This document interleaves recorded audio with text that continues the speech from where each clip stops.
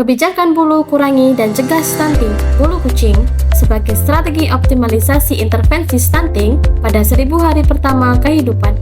Prevalensi stunting di Kecamatan Bulu terus mengalami peningkatan selama 3 tahun, mulai dari tahun 2021 hingga tahun 2023. Pada tahun 2021, prevalensi stunting mencapai 9,83%.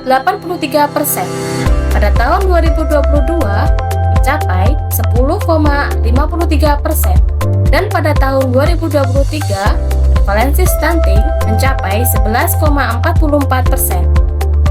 Dikarenakan belum optimalnya pelaksanaan intervensi stunting pada 1000 hari pertama kehidupan di Puskesmas Bulu, maka strategi terbaik untuk menurunkan prevalensi stunting adalah dengan mencegah kasus balita stunting baru. Untuk mencegah terjadinya kasus balita stunting baru, maka faktor-faktor determinan yang berpengaruh terhadap stunting harus dikendalikan. Terdapat faktor ibu dan balita. Faktor ibu yaitu memastikan seluruh ibu hamil mendapatkan pelayanan antenatal atau ANC sesuai standar, baik standar kuantitas maupun standar kualitas. Selanjutnya, memastikan ibu hamil dengan risiko tinggi, penyakit penyerta, maupun masalah gizi seperti anemia dan kurang energi kronis mendapat tata laksana sesuai standar, sehingga bayi tidak lahir dengan kondisi prematur, berat badan lahir rendah, atau panjang badan lahir kurang dari standar. Kemudian, pada faktor balita, memastikan balita bermasalah gizi datang ke puskesmas untuk identifikasi red flags atau faktor penyakit pemberat yang menyebabkan kondisi perlambatan pertumbuhan sehingga kasus balita bermasalah gizi seperti underweight, gizi kurang, berat badan tidak naik dapat dicegah. Red flag seperti TBC, diare, dan penyakit infeksi lainnya dapat ditata laksana dengan baik. Puskesmas Bulu melakukan modifikasi langkah-langkah intervensi dalam pencegahan dan penurunan stunting pada 1000 hari pertama kehidupan pada sasaran ibu hamil dan balita yang terdiri atas 4 rangkaian kegiatan dalam kebijakan bulu kurangi dan cegah stunting.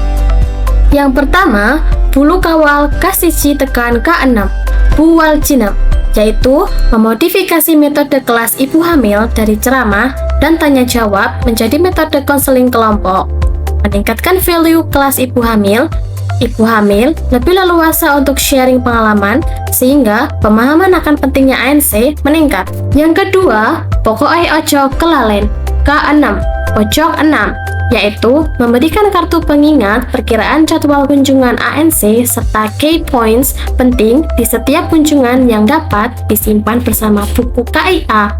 Ibu hamil tertib berkunjung ANC sesuai jadwal. Yang ketiga, kunjungan bersama interprofesi ke rumah untuk balita dengan masalah gizi, jubah besi, yaitu melakukan modifikasi metode kunjungan bagi sasaran prioritas balita dengan masalah gizi yang dilakukan oleh tim interprofesi dari tenaga medis dan tenaga kesehatan. Balita bermasalah gizi mau hadir ke puskesmas untuk diperiksa. Yang keempat, pelayanan kesehatan anak dan gizi anak komprehensif 1 pintu oleh dokter Pangestu Pinter, yaitu modifikasi metode pelayanan terhadap balita oleh dokter dengan pendekatan komprehensif tata laksana medis serta tata laksana gizi anak 1 pintu. Balita yang periksa ke Puskesmas Bulu dapat diketahui permasalahan gizinya meskipun keluhan utama bukan terkait masalah gizi. Manfaat inovasi. Kebijakan bulu kucing memberikan manfaat antara lain: yang pertama, bagi Puskesmas Bulu, dalam jangka menengah dapat membantu menurunkan angka kasus baru stunting. Dalam jangka panjang dapat membantu menurunkan angka prevalensi stunting. Yang kedua, bagi Dinas Kesehatan Kabupaten Sukoharjo, berkontribusi terhadap pencapaian indikator kinerja utama Dinas Kesehatan Kabupaten Sukoharjo dan standar pelayanan minimal kesehatan Kabupaten Sukoharjo. Kemudian yang ketiga, bagi pemerintah Kabupaten Sukoharjo, kebijakan bulu kucing jika diterapkan secara berkelanjutan dan berkesinambungan akan dapat menurunkan prevalensi balita dengan masalah gizi seperti stunting, wasting, underweight, weight faltering. Kemudian yang keempat, bagi masyarakat. Untuk balita, kebijakan Bulu Kucing memberikan manfaat pelayanan komprehensif satu pintu sehingga tata laksana masalah gizi dapat dituntaskan dengan efektif dan efisien. Untuk masyarakat lain, kebijakan ini dapat menurunkan beban permasalahan kesehatan ibu dan anak di lingkup wilayah Kabupaten Sukoharjo. Terjadi perubahan mindset ibu hamil tentang pentingnya ANC sesuai standar setelah penerapan metode konseling kelompok, sehingga peserta kelas ibu hamil mau mengakses pelayanan ANC sesuai jadwal yang direkomendasikan. Terjadi peningkatan capaian ibu hamil mendapat ANC sesuai standar.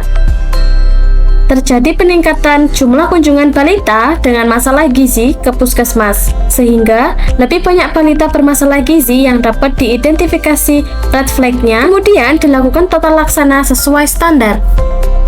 Kemudian, terjadi tren penurunan jumlah kasus balita stunting baru di Kecamatan Bulu. Hasil kuantitatif inovasi. Indikator nasional mutu untuk ANC sesuai standar naik dari 83,67% di tahun 2023 menjadi 93,93% per bulan Juni pada tahun 2025. Kemudian, prevalensi stunting per Mei 2025 mencapai 12,68%. Namun, kasus balita stunting baru turun signifikan dari 194 kasus di tahun 2023 menjadi 115 kasus di tahun 2024. Dan per Juni tahun 2025 ditemukan sebanyak 45 kasus. Penurunan kasus baru stunting dari Januari tahun 2023 ke Juni tahun 2025 adalah 41%. Dampak inovasi. Meskipun prevalensi stunting di Kecamatan Bulu per bulan Juni tahun 2025 masih stagnan dan baru terlihat sedikit sekali penurunan, namun tren jumlah kasus balita stunting baru turun hingga 41%. Jika tren ini konsisten dijaga dengan baik, maka diperkirakan prevalensi stunting di Kecamatan Bulu akan turun signifikan mulai akhir tahun 2025. Selain itu, dikarenakan inovasi dalam rangka intervensi stunting ini menyasar mulai dari ibu hamil dengan mengawal kualitas ANC, maka dampak ikutannya akan mampu berkontribusi dalam penurunan kasus kematian ibu dan kematian bayi balita di wilayah Kecamatan Bulu.